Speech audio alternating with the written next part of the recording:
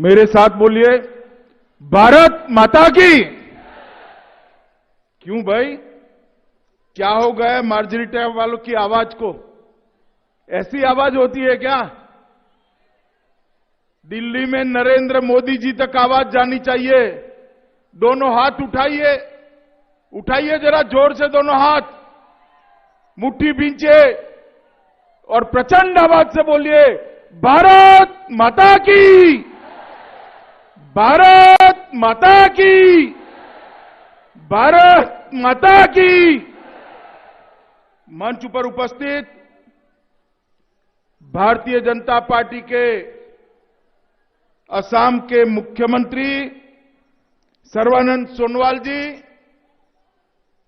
असम के वित्त और स्वास्थ्य मंत्री मेरे मित्र डॉक्टर हेमंत बिस्वा शर्मा जी, हमारे लोकप्रिय सांसद मंत्रिपरिषद में साथी रामेश्वर तेली जी, यहां पर उपस्थित मार्जरीटा के लोकप्रिय विधायक श्री भास्कर शर्मा जी, भास्कर खड़े हो जरा, आगे आओ भाई, ताली बजाओ सब लोग भास्कर के लिए। डिगबोई के हमारे प्रत्याशी सुरेन फुकन जी, सुरेन जी के लिए भी सभी लोग ताली बजाओ भाई। श्री शिवजी दुबे जी, भावेन शर्मा जी, कुशकांता बोरा जी, और आज इतनी बड़ी संख्या में आए हुए प्यारे भाइयों बहनों माताओं, सभी को मेरा प्यार भरा नमस्कार। मित्रों, आज हम यहां पर आने वाली असम विधानसभा के चुनाव में अगली सरकार किसकी बनेगी, इसका निर्णय करने के लिए इकट्ठा हुए हैं। कुछ ही दिनों में आप सबने 5 साल तक असम का शासन किस पार्टी के हाथ में रहेगा, किस व्यक्ति के हाथ में रहेगा, वो तय करना है। और आपके सामने 2 विकल्प है। एक विकल्प है मोदी जी के नेतृत्व में, सर्बानंद हेमंत के नेतृत्व में भारतीय जनता पार्टी और आसाम गण परिषद, ये एक विकल्प है। और दूसरा विकल्प है राहुल गांधी के नेतृत्व में कांग्रेस पार्टी और अजमल साहब का विकल्प है। आप बताओ भाई, आसाम का भला मोदी जी कर सकते हैं या बदरुद्दीन अजमल कर सकते हैं, राहुल गांधी कर सकते हैं? कौन कर सकता है बताओ भाई, जोर से बताओ, कौन कर सकता है? मित्रों, ये चुनाव आसाम के भविष्य का निर्माण करने का चुनाव, ये चुनाव आसाम के युवाओं के भविष्य का निर्णय करने का चुनाव है। और ये चुनाव आसाम के गौरव को आसमान तक पहुंचाने का चुनाव है। आज मैं यहां आया हूं, तब ये तिनसुकिया जिले के ही डॉक्टर भूपेन हजारिका को मैं जरूर याद करना चाहता हूं मित्रों, क्योंकि भूपेन हजारिका वो व्यक्ति थे जिन्होंने आसाम के संगीत और संस्कृति को दुनिया भर में सम्मान दिलाने का काम किया था। कांग्रेस को 15 साल तक यहां से आपने प्रधानमंत्री दिया, डॉक्टर मनमोहन सिंह 15 साल तक प्रधानमंत्री रहे, मगर भूपेन हजारिका को भारत रत्न देने का काम नहीं किया।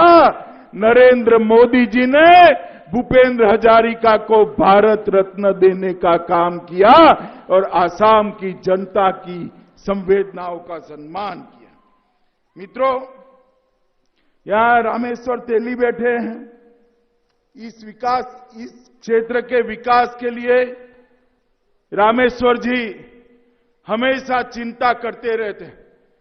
हर मंत्री के वहां जाकर कुछ न कुछ करते रहते हैं यहां के विकास के लिए।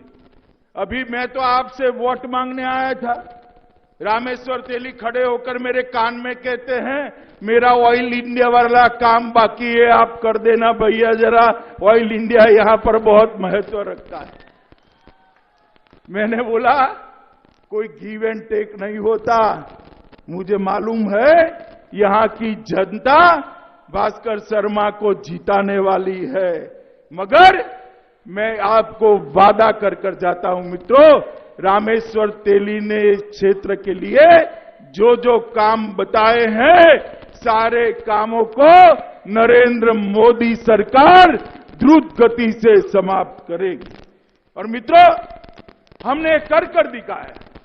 5 साल पहले मैं पार्टी का अध्यक्ष था, आसाम के सामने आए थे, हम मोदी जी के नेतृत्व में आए थे और हमने कहा था एक बार पूर्ण बहुमत की सरकार दीजिए, आसाम के अंदर से आंदोलन और आतंकवाद दोनों को हम समाप्त कर देंगे। और मित्रों, मैं गर्व के साथ कहता हूं कि 5 साल के बाद आसाम में ना आंदोलन है ना आतंकवाद है, शांति के साथ विकास ही विकास चल रहा है। हम जो कहते हैं वो हम करते हैं मित्रों। और कांग्रेस पार्टी वो आएंगे, आपको अलग अलग जाति की बात करेंगे, अलग अलग समुदाय की बात करेंगे, लोगों के बीच में मनमुटाव, भेद, झगड़ा लगाने का प्रयास करेंगे। वो उनकी राजनीति की पद्धति है। राहुल बाबा, आपकी पद्धति आपको मुबारक हो। हम तो नरेंद्र मोदी जी के सबका साथ, सबका विकास, सबका विश्वास के नारे पर चले हैं और उसी नारे पर 5 साल में यहां पर विकास हुआ है। मुझे आज यहां के सारे लोग मार्गरेटा वाले बताएं कि भाई आपको हिंसा चाहिए या शांति चाहिए? जोर से बोलो, हिंसा चाहिए या शांति चाहिए? बंदूक चाहिए या रोजगार चाहिए? मित्रों, पढ़ा लिखा डॉक्टर युवा चाहिए या आतंकवाद के खप्पर में मरने वाला युवा चाहिए? डॉक्टर युवा चाहिए ना? घुसपैठ चाहिए या विकास की ट्रेन चाहिए? बताइए, घुसपैठ चाहते हो आप? मुझे एक बात बताओ भाई, ये राहुल बाबा अपनी गोदरी में बदरुद्दीन अजमल को लेकर घूमते हैं, वो घुसपैठ रोक सकते हैं क्या? जोर से बोलो, रोक सकते हैं क्या? बदरुद्दीन को साथ में रखकर आसाम सलामत रह सकता है क्या? जोर से बोलो, रह सकता है क्या? मित्रों, मैं आज इस सभा के माध्यम से पूरी आसाम की जनता को वादा करने आया हूं, एक और 5 साल दे दीजिए, घुसपैठ आसाम के लिए भूतकाल बन जाएगी, पास्ट बन जाएगी, यहां कभी घुसपैठ नहीं होने वाला। मित्रों, ये 5 साल हमारी सरकार चली। आमतौर पर चुनाव आता है और विपक्ष के भाषण सुनते हैं तो सरकार के भ्रष्टाचार के किस्से सुनाई पड़ते, मगर हमारे सर्बानंद और हेमंत बिस्वा शर्मा ने ऐसी सरकार चलाई है कि 5 साल तक विपक्ष भी हम पर भ्रष्टाचार का आरोप नहीं लगा सकता। मित्रों, भ्रष्टाचार का आरोप नहीं लगा सकता। एक पारदर्शी सरकार चलाने का काम हमने किया है। मित्रों, हमने ढेर सारे विकास किए। तिनसुकिया जिले में नामचिक नदी पर आरसीसी पुल बनाने का काम किया, जगुन नामचिक मियामो सड़क का निर्माण पूरा किया। आपने कभी कल्पना की थी कि तिनसुकिया में मेडिकल कॉलेज आएगा? तिनसुकिया में मेडिकल कॉलेज बनने की शुरुआत हो गई है। हर साल 100 बच्चे हमारे डॉक्टर बनकर गरीबों की सेवा करेंगे। मित्रों, ये चाय बागान का क्षेत्र है। कांग्रेस पार्टी, उनके नेताओं को जब चुनाव आता है चाय बागान याद आता है। मैं पूछना चाहता हूं कि 15 साल तक यहां आपकी सरकार थी, 10 साल तक केंद्र में सरकार थी, 10 साल तक केंद्र में प्रधानमंत्री आसाम से भेजे थे, मगर चाय बागान के लिए आपने क्या किया? मित्रों, आज मैं कहना चाहता हूं कि हमारी सरकार ने चाय बागान में मजदूरी मुआवजा योजना के तहत गर्भवती महिलाओं के लिए 12,000 रुपया देने का काम शुरू किया है और वो सीधा उसके बैंक अकाउंट के अंदर पहुंचता है। इसके साथ साथ अब तक 47,000 से ज्यादा गर्भवती महिलाओं को इसका फायदा दिया है और अब ये राशि बढ़ाकर 18,000 करने का काम किया है। उनको किफायती पोषण और पोषण सहायता के उसमें लगभग 6,46,000 परिवारों को सस्ता अनाज पहुंचाने का काम ये भारतीय जनता पार्टी की सरकार ने किया है। स्वसहाय जूथ है, सेल्फ हेल्प ग्रुप है, उनको 25,000 रुपया देने की सहायता भारतीय जनता पार्टी की सरकार ने की है। मित्रों, उद्यमशीलता पैदा करने के लिए शहीद दयालदास पनिका स्वनियोजन योजना के तहत 40 करोड़ रुपया युवाओं के लिए आवंटित किए हैं और उसमें से ढेर सारा रुपया खर्च भी हो गया है। मित्रों, लगभग जनजातियों की ज्यादा संख्या वाले तिनसुकिया जिले में अकेले में 11,142 सर्टिफिकेट देने का काम हमने समाप्त कर दिया है और अभी अभी मोदी जी एक 3,000 करोड़ की योजना लेके आए हैं जिसके तहत स्कूल, रहने का मकान और अच्छे अस्पतालों का निर्माण चाय बागान क्षेत्र में आसाम के लिए विशेष करने का निर्णय नरेंद्र मोदी सरकार ने किया है। मित्रों, अभी अभी हमने यहां पर वेतन बढ़ाने के लिए भी बहुत बड़ा निर्णय किया है और 8 सीट चाय बागान के बच्चों के लिए MBBS में रिजर्व करने का काम किया है। भाजपा सरकार द्वारा 130 मोबाइल मेडिकल यूनिट यहां पर तैनात किए गए हैं जो 445 चाय बागानों में उसकी सेवा दे रहे हैं। अब तक 40 लाख से ज्यादा चाय बागान कर्मचारियों ने इसका फायदा दिया है और मित्रों, सीधा बैंक अकाउंट खोलने का काम ये भारतीय जनता पार्टी की सरकार ने किया है जिसके माध्यम से बिचौलिए के बगैर श्रमिकों को अपना पैसा सीधा मिलता है। मित्रों, चाहे काजीरंगा का हमारा जंगल हो, चाहे सत्र भूमि हो, एक घुसपैठियों ने अतिक्रमण कर रखा था।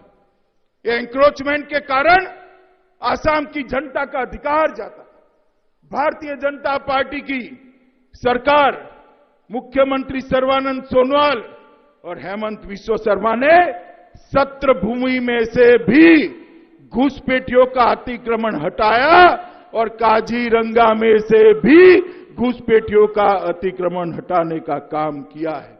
मुझे बताइए भाई, इतने साल से कांग्रेस की सरकार थी, कभी ये कर पाए थे क्या? ये करना चाहते थे क्या? वो कभी नहीं चाहते क्योंकि उनको तो घुसपैठियों में अपना मत नजर आता है, वोट नजर आता है।